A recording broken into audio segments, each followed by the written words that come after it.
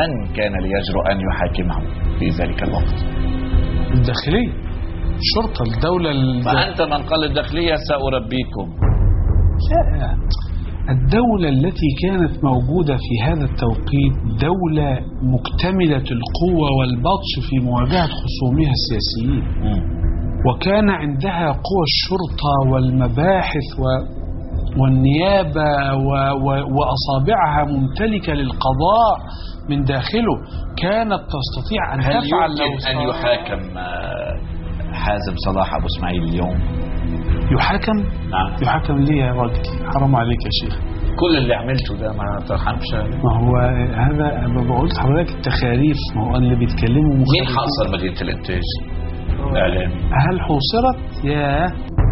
تم الاعتداء على عدد من الإعلاميين وعلى بعض الفنانين شفت بقى ازاي؟ كله تخريف، حاجات لم تحدث. كله تخريف طبعا. مين اسمه ايه اللي اعتدى عليه؟ التلفزيون سياراتنا مكسرة ومضروبين وعم ينزل منه نجم. مين اسمه ايه يا فندم؟ مفيش، ده تخريف، ده صناعة الفبوس. اسمع استاذ لا ده تتكلم. وبعدين بقى انت بتتكلم عن حاجة تانية خالص، يعني حاجة انا مثلا حصلت في شهر 11 بتكلمني عن حاجة تانية بتاعت حد تاني حصلت في شهر 3. يا جماعة يا ناس اسمع، هحكي لك الحدوتة لأول مرة ويذهب هذا البرنامج بها. مدينة الإنتاج الإعلامي في المرة الأولى هذا عمل بإذن الله تعالى سيذهب مثالا للوطنية المصرية في تاريخها كله. ليه؟ احنا كنا على مرمى ساعة واحدة فقط وتتحول مصر إلى الفوضى اللي كانت في الصومال أو في العراق أو في لبنان في بعض الأحيان أو في غيره، وتتحول إلى حرب أهلية، ووصل الأمر إلى أنه على أعتاب القصور الجمهورية. أنت اللي هريحك وهقول لك أنا وكل حاجة، بس اصبر صبرا جميلا. فوصلوا إلى أعتاب القصور الجمهورية وليس هناك حراسة، وأوشك أن الأمر يبقى بيتتبعوا رئيس الدولة من قصر إلى قصر. يومها كان هيبقى مبدأ وجود دولة مش موجود، هيبقى الناس بيجروا ورا بعض في الشوارع. يومئذ كانت الوطنية المصرية الخالصة تقتضي أن تسرع لتحافظ على مبدأ أن هناك دولة لا تزال قائمة، سواء كان الرئيس إسلامي أو ليبرالي أو يميني أو شمالي أو أي مكان. وهذا هو ما فعله نزول الناس إلى مدينة الإنتاج الإعلامي التي لم يحاصروها، فضلت البوابات كلها مفتوحة والحلقات شغالة. لكن إضافة لهذا القصر الجمهوري والاتحادية ومصر الجديدة بمدينة الإنتاج. ولذلك الإعلام ملوش دعوة خالص بالموضوع ده. أنا مش عارف حاشرين نفسهم ليه. الإعلام لم يكن طرفا في هذه القضية، هذه قضية سياسية. ليه؟ ليس هناك حصار يا أستاذ. شو عملتوا قدام المدينة الإعلامية؟ أستاذ توني أسألك سؤالين ثلاثة وتجاوبني. أنا عم بسألك في أي حلقة على سؤالي. بس خليك معايا، أصل أنتوا بتقولوا كلام والسلام، إنما خلينا الإعلاميين كانوا يفوتون بالسر ويعملوا مواكب تمويه ويوقفوا الناس ويضووا عليهم ويحذرونا اوعى تروحوا على المدينة الإنتاجية والخيام اللي صارت.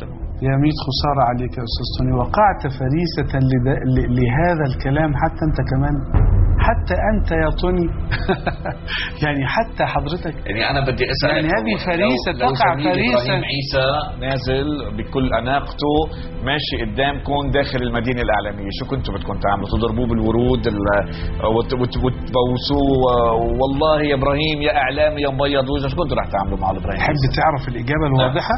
الإجابة الواضحة أن إبراهيم عيسى واظب على حلقاته يوميا طوال مدة الحصار ولم تتوقف ولا حلقة، ودخل المدينة يوميا وقال كلامه يوميا. كان عم يدخل المدينة لما كان دخلها.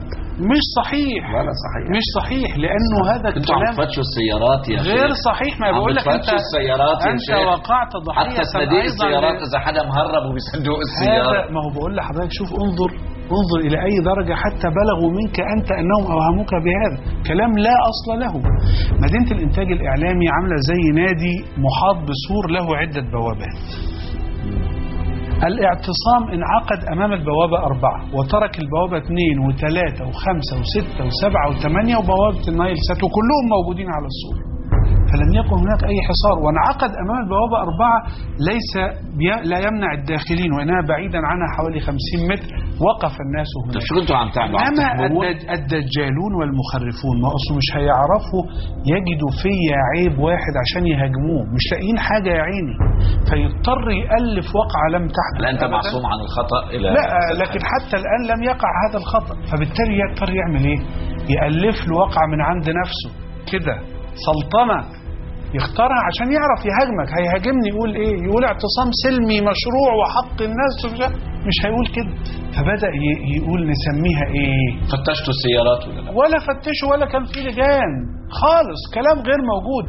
والواقعة اللي حدثت مع المخرج السينمائي دي وقعت بعيدا بينه وبين ناس ماشي شتمهم وشتموه. طب الشباب اللي كانوا عم يحوا في واحد من الموجودين معنا كانوا عم يفتشوك ولا لا؟ تعال اتفضل. امال دخلت اترك الكاميرا خيو، تعال اترك الكاميرا وتعال. كانوا عم بفتشوك ولا لا؟ بس بده يفوت على مدينة الانتاج، هذا بده يرجع. كيف دخل اذا؟ دخلوا.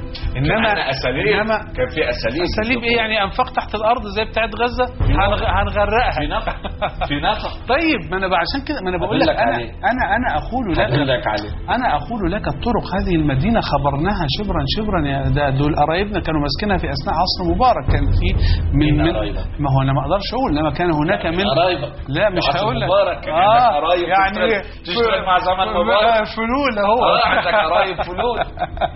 فاذا الناس كلها تعلم، انما التخريف هو يقول لك طب انا مش لاقي حاجه اقولها على حسن واسماعيل، اعمل ايه؟ يالف ويهاجم. حاصر مدينه الانتاج وهدد ما اعرفش ايه، وراح عمل ايه في الوفد، وراح عمل ايه في التيار الشعبي، وراح عمل فيه، وكله كلام لا اصل له مطلقا. مخرفون. وصلنا لهون لانه ما جاوبتني على سؤال كان مهم قبل ما ارجع اكمل. لما سالتك عن انه لو كنت مكان الرئيس مرسي كيف كنت كتبت الرساله لصديقك العزيز صديقي شيمون بيريز، عدوي بيريز صاحب المذابح، عدوك لك